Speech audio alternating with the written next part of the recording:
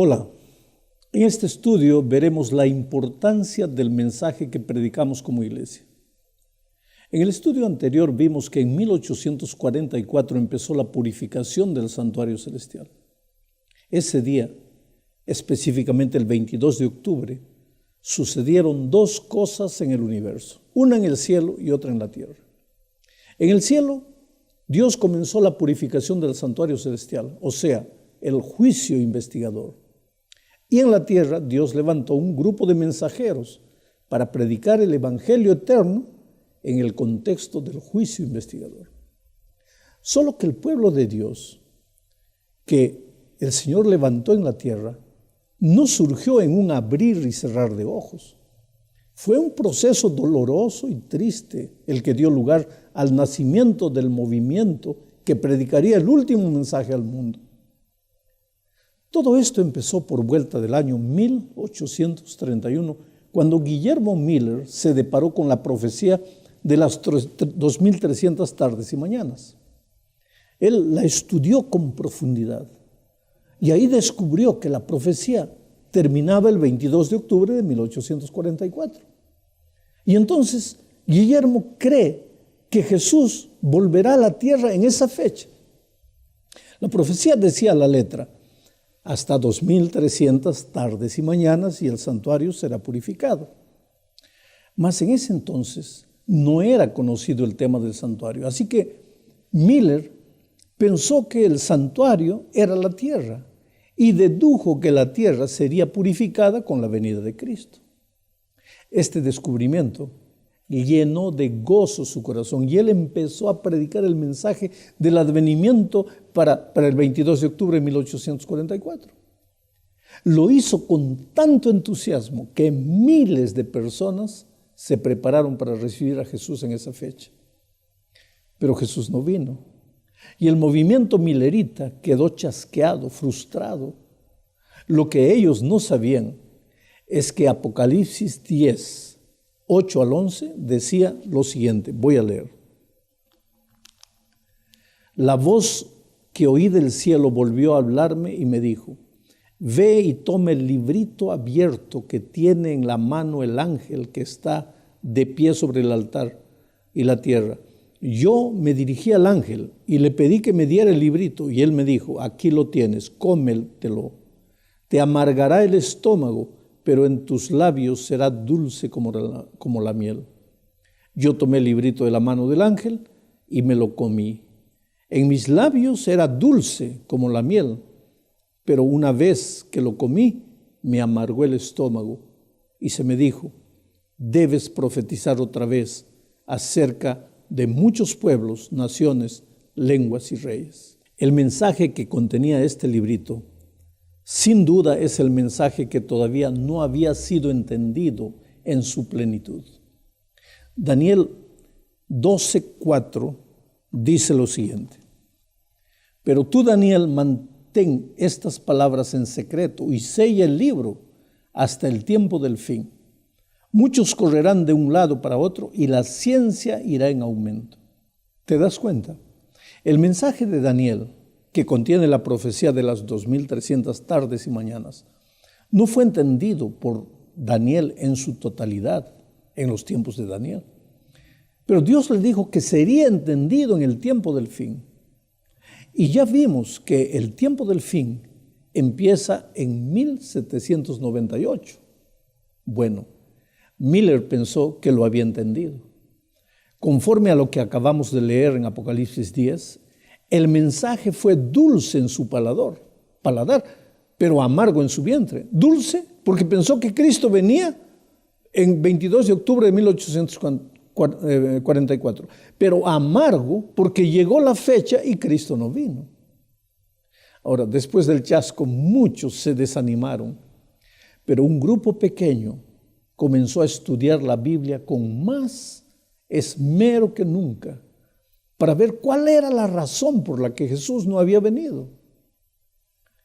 Y fue así que descubrieron el mensaje de la epístola a los hebreos y descubrieron que la purificación del santuario no era la venida de Cristo a esta tierra, sino el inicio de la obra del juicio en los cielos. Este pequeño grupo de personas dio origen a lo que hoy es la Iglesia Adventista del Séptimo Día. La profecía que leímos al comienzo decía: debes profetizar otra vez acerca de muchos pueblos, naciones, lenguas y reyes. Y el aparecimiento de este pequeño pueblo fue el cumplimiento de esa profecía. Ahora, el movimiento adventista nace, pues, como el cumplimiento profético de Apocalipsis 10. Pero en Apocalipsis 14, 6 y 7, encontramos otra profecía interesante que dice así: luego vi otro ángel, el cual volaba en medio del cielo y tenía el evangelio eterno para predicarlo a los habitantes de la tierra, es decir, a toda nación, raza, lengua y pueblo. Ese ángel decía con fuerte voz: teman a Dios y denle gloria, porque la hora de su juicio ha llegado. Adoren al que hizo el cielo y la tierra, el mar y los manantiales de las aguas. Mira, ángel en la Biblia es símbolo de mensajero. En Apocalipsis 14 aparecen 3 ángeles.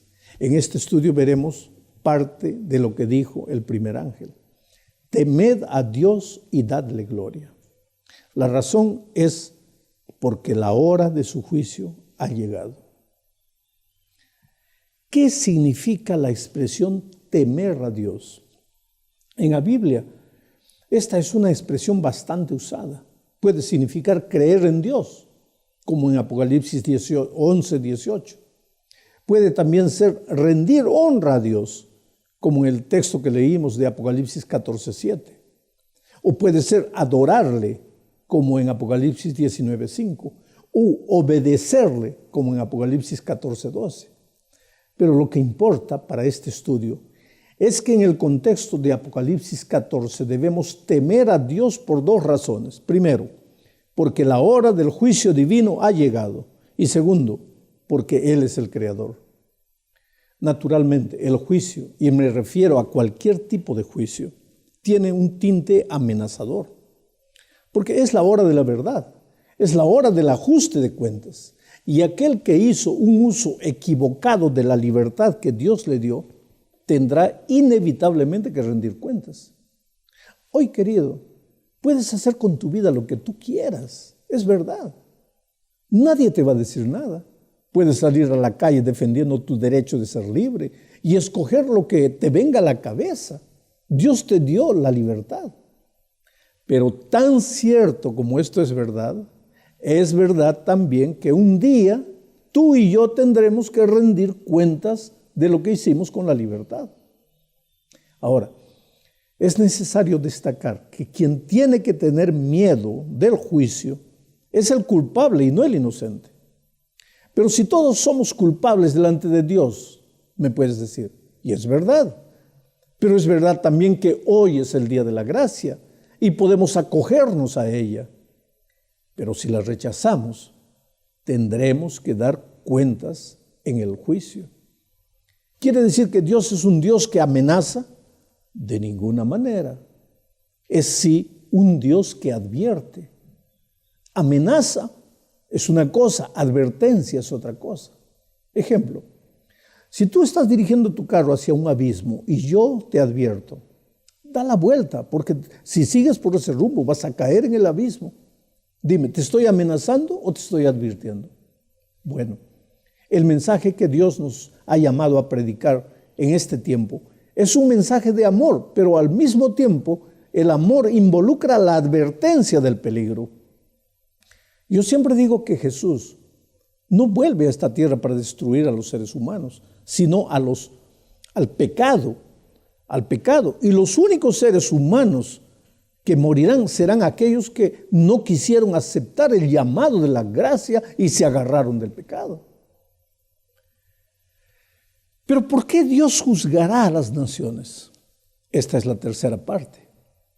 Hay que enfatizar que desde la perspectiva bíblica, el juicio no ocurre por ocasión de la segunda venida de Cristo, porque entonces Jesús ya viene a dar la recompensa a los justos y a los injustos. Y si ya viene con la recompensa es porque ya se determinó quién es justo y quién es injusto. O sea, El juicio ya decidió. Hay que tener en cuenta también que este juicio no ocurre por ocasión de la muerte del ser humano, porque bíblicamente cuando el hombre muere, su cuerpo va a la tierra y el soplo de vida a Dios. Por lo tanto, no hay vida para ser juzgada. Entonces, el juicio del que habla Apocalipsis 14 tiene que ser el juicio investigador, que como ya vimos en estudios anteriores, empezó en 1844. Pero ¿por qué Dios juzga a las naciones? El ángel de Apocalipsis 14 aparece para proclamar el evangelio eterno. Date cuenta que este no es un nuevo evangelio, no es el evangelio del Nuevo Testamento, ni el evangelio de la gracia. Este es el evangelio eterno, que siempre fue el evangelio de la gracia.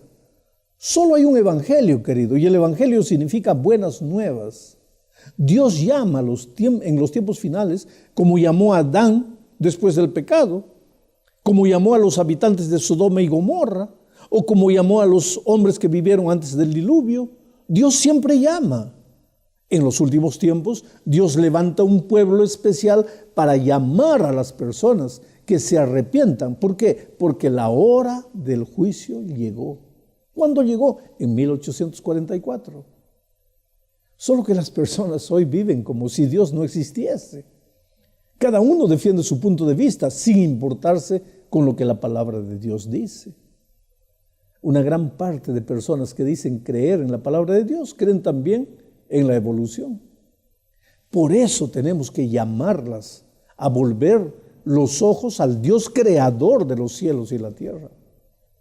Ese es el mensaje del primer ángel. Multitudes hoy creen que el homosexualismo es algo natural y depende de la opción de cada uno. Por eso tenemos que llamarlas a adorar al Dios eterno, que al crear al ser humano no lo creó hombre, o mujer y mujer, lo creó hombre y mujer. No importa lo que digan las estrellas de la televisión, no importa lo que digan los artistas o la gente famosa. Ese es el primer mensaje del ángel. Por otro lado, las personas se olvidaron del sábado como día de reposo establecido por Dios desde la creación. Colocaron el domingo como un nuevo día de reposo, siguiendo tradiciones humanas y no la palabra de Dios. Por eso tenemos que llamarlas a adorar al Dios verdadero, creador de los cielos y de la tierra, y a salir de la multitud de ideologías fundadas en tradiciones humanas. Ese es el mensaje del segundo ángel. Oh querido, el mensaje de los tres ángeles de Apocalipsis 14 es también un llamado a adorar al Dios verdadero en un tiempo en que el ser humano adora cualquier cosa menos a Dios. Esto es interesante. Adorar a Dios significa reconocerlo como lo más importante en tu vida y rendirte a Él. Yo me pregunto en este momento, ¿a quién adoro? ¿A un artista de televisión? ¿Quién ocupa más tiempo en mis pensamientos? ¿Un ser humano? Si tuvieses que escoger entre lo que dice tu padre, tu abuelo, tu bisabuelo, o lo que dice la palabra de Dios, ¿con quién te quedas? ¿A quién adoras? ¿Conceptos y tradiciones sin fundamento bíblico o a Dios y sus enseñanzas en la palabra de Dios? ¿Quién dirige tu vida? ¿Los astros, los números, la vibra o Dios? ¿Es el dinero, el poder, la fama o Dios la razón de tu vivir? Bueno, en Apocalipsis los hombres de los últimos tiempos tendrán que escoger entre adorar al dragón, a la bestia, a la imagen de la bestia o a Dios. Y el remanente es llamado a convocar a las naciones a la verdadera adoración. El segundo y el tercer ángel presentan la advertencia de salir del estado de infidelidad en que se encuentra la humanidad. Especialmente el tercer ángel dice en Apocalipsis 14, 9 y 10 lo siguiente. A los dos ángeles los siguió un tercero que a grandes voces decía: el que adore a la bestia y a su imagen y acepte llevar su marca en la frente o en la mano, también beberá del vino de la ira de Dios, que ha sido vaciado puro en la copa de su ira y será atormentado con fuego y azufre delante de los santos ángeles y del Cordero. Esta es una advertencia definida para los que adoran a la bestia y a su imagen. La bestia es un poder político religioso que desea imponer sus conceptos sobre todas las naciones. La imagen de la bestia es un poder político que ayuda al primer poder a alcanzar sus objetivos. Ningún poder, querido, ni político, ni religioso, tiene el derecho de cambiar la palabra de Dios. Pero como ya vimos en el estudio anterior, Dios juzga a las naciones y juzga también a ese poder religioso que en Daniel se presenta como el cuerno pequeño. ¿Y por qué lo juzga? Porque se atreve a querer cambiar las enseñanzas de la palabra de Dios, entre ellas la santa ley de Dios.